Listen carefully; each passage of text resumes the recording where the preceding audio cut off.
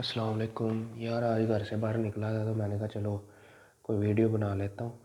تو طبیعت میری ناساز تھی، وہ جیسے ناساز تھا نا پریزاد میں، تو طبیعت میری کچھ ٹھیک نہیں تھی تو میں نے سوچا چلے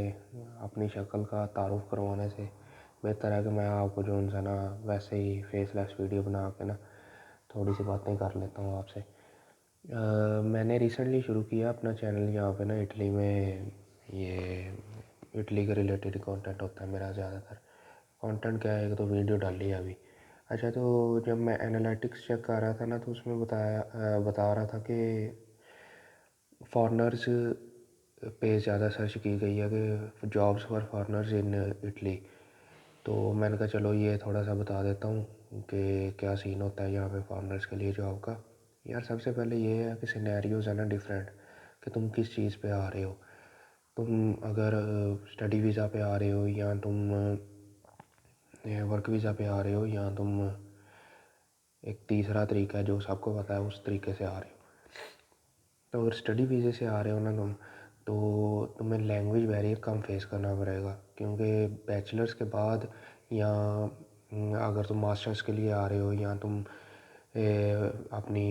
ایف ایس سی کے بعد آ رہے ہو، پری میڈیکل پری انجینئرنگ کے بعد آ رہے ہو، تو تمہیں لینگویج بیریئر جو ہے نا تھوڑا کم فیس کرنا پڑے گا، کیونکہ آپ کی موسٹلی سارے سبجیکٹس جو ہیں وہ آپ کے انگلش میں ہوتے ہیں، اور ایک دو سبجیکٹس ہوتے ہیں جو لینگویج کے، اس کے اندر 40% کمپلسری مارکس حاصل کرنے ہوتے ہیں، تو وہ بھی اتنا کوئی ایشو نہیں ہوتا۔ اور اسٹوڈنٹس کی جاب جو پارٹ ٹائم ہوتی ہیں، جو انہیں الاؤڈ ہوتی ہیں، اس میں بھی جو ریکروٹ کرنے والا ہوتا ہے اسے تھوڑا آئیڈیا ہوتا ہے کہ اسٹوڈنٹ کو زبان وغیرہ نہیں آتی ہے، اور باقی جو ہے نا انگلش کی وجہ سے کسی حد تک، میں یہ تو نہیں کہوں گا کہ فل، لیکن کسی حد تک جو ہے نا گزارا ہو جاتا ہے اسٹوڈنٹس کا۔ اگر تم آ رہے ہو ورک ویزے پہ، تو ورک ویزے کے لیے میرے بھائی آپ کو جاب حاصل کرنے کے لیے آپ کے پاس ایک لینگویج بیریئر ضرور ہے۔ اگر آپ لینگویج سیکھ لیتے ہو، کم سے کم بول نہیں سکتے ہیں، کم سے کم انڈرسٹینڈ کر لو گے نا اگلا کیا کہہ رہا ہے، تو انہیں بار بار بتانا نہیں پڑے گا، یا ایک بار بتا کے تم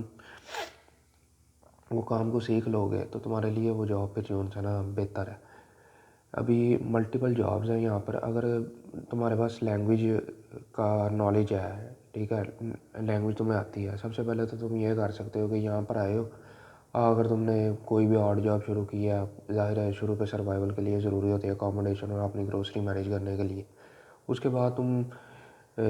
اپنے لائسنس کے لیے، پتنتے کہتے ہیں اسے، کار کے لائسنس کے لیے جو ہے نا تیاری کرنا شروع کر دیتے ہو۔ وہ اب ہمارے ایشین کنٹریز کی طرح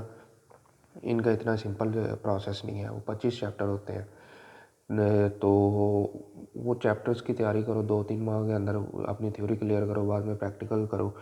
تو اس سے تمہیں اپرچونیٹیز یہ مل جائیں گی۔ جو فل ٹائم ورکرز ہیں وہ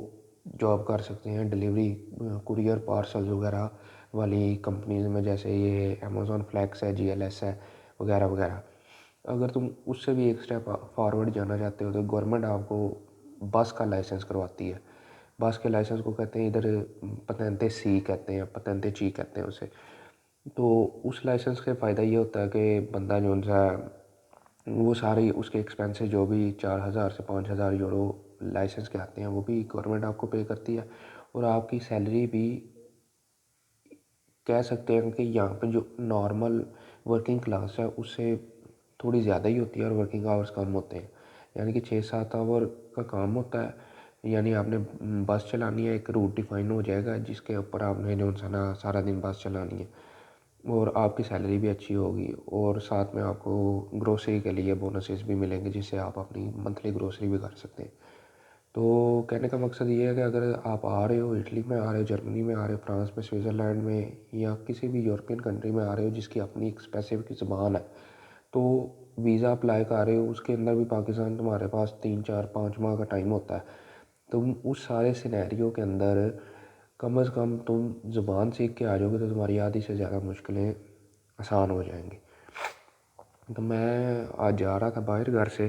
تو میں نے کہا چلو یہ ٹاپ سرچ ٹرمز کے اندر ایک آرٹیکل ہے جو سرچ کرتے ہیں لوگ اٹلی کے حوالے سے، تو میں نے کہا تھوڑی سی بریفنگ اس پہ دے دوں